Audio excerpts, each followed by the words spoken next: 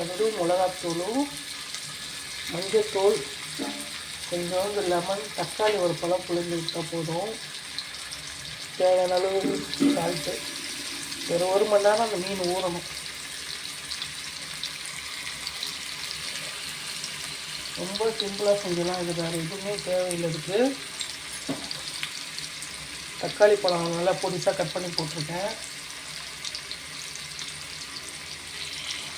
தனி மிளகாத்தூள் தான் போடணும். அது குழம்பு மிளகாத்தூள் போடக்கூடாது வறுக்கிறதுக்கு. குழம்பு மிளகாத்தூள் போட்டிங்கன்னா அது வேறு மாதிரி நல்லா இருக்காது. இது பீச்ச மீன். இது வந்து ஏரி வவ்வால் சொல்லுவாங்க. முள் இருக்காது, நடு முள் மட்டும்தான் இருக்கும். நல்லாயிருக்கும்.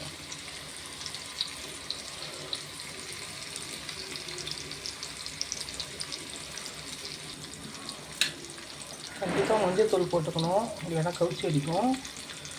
கொஞ்சோண்டு பூண்டும் பெரும் சீரகமும் ஒரு தோலோடய நச்சு இது போட்டுடலாம். அது ஒரு வாசனையாக இருக்கும். இது ஸ்லோவிலேயே அப்படியே வேகணும். நல்லா ஸ்லோவிலேயே இந்த மீன் வெந்தால் நல்லா மொறு நல்லா கிறிஸ்பியாக நல்லாயிருக்கும். இது நீங்கள் கொஞ்சோண்டு புளி கூட ஊற்றிக்கலாம். இல்லை கெட்டி புளியாக கரைக்கும் போது மேலாக முதல்ல வர புளி கொஞ்சோண்டு ஊற்றிக்கலாம். இல்லைன்னா லெமன் ஊற்றிக்கலாம். தக்காளி பழம் ஏதாவது 2 தக்காளி பழம் புளி கூட ஊற்றிக்கலாம். இல்லைன்னா லெமன் ஊற்றிக்கலாம். இந்த மாதிரி செஞ்சு பாருங்கள், ரொம்ப நல்லாயிருக்கும். தனி மிளகாத்தூள், மஞ்சத்தூள், சால்ட்டு, கொஞ்சோண்டு சோம்பும் கொஞ்சம் பூண்டு நச்சு போட்டிருக்கேன். அவ்வளோதான், வேறு ஒன்றுமே இல்லை. ஆனால் டேஸ்ட்டு ரொம்ப சூப்பராக இருக்கும். புளியெல்லாம் ஊற்றி ஒரு 1 மணி நேரமாவது அந்த மீனை வந்து ஊற வைக்கணும். அப்போ தான் உப்பு காரம்லாம் சேர்ந்து நல்லாயிருக்கும். வீடியோ பிடிச்சா லைக் பண்ணுங்கள், ஷேர் பண்ணுங்கள், சப்ஸ்கிரைப் பண்ணுங்கள் ஃப்ரெண்ட்ஸ். இது இன்னும் கூட வேகணும்.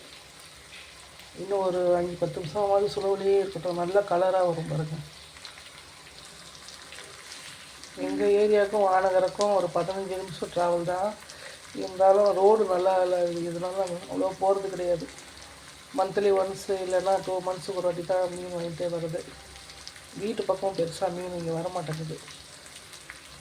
முன்னாடி இருந்த ஏரியாலாம் நல்லா மீன் கிடைக்கும். இந்த ஏரியாவில் வந்து மீன் பெருசாக வரமாட்டேங்குது. வானகர் போனால் தான். லாஸ்ட்டாக மீன் வாங்கினது 1 மாதத்துக்கு மேலே ஆகுதுன்னு நினைக்கிறேன். இந்த மாதிரி நீங்கள் செஞ்சு பாருங்கள், ரொம்ப நல்லாயிருக்கும். சப்ஸ்கிரைப் பண்ணுங்கள் ஃப்ரெண்ட்ஸ். பாய்.